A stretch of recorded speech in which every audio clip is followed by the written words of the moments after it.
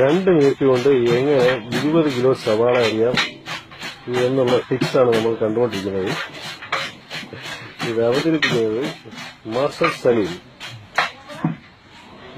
ഇദ്ദേഹമാണ്. ആള് തീരെ കോമഡി ഒന്നും പറയാത്ത വളരെ മാന്യനായ ഒരു വ്യക്തിയാണ്.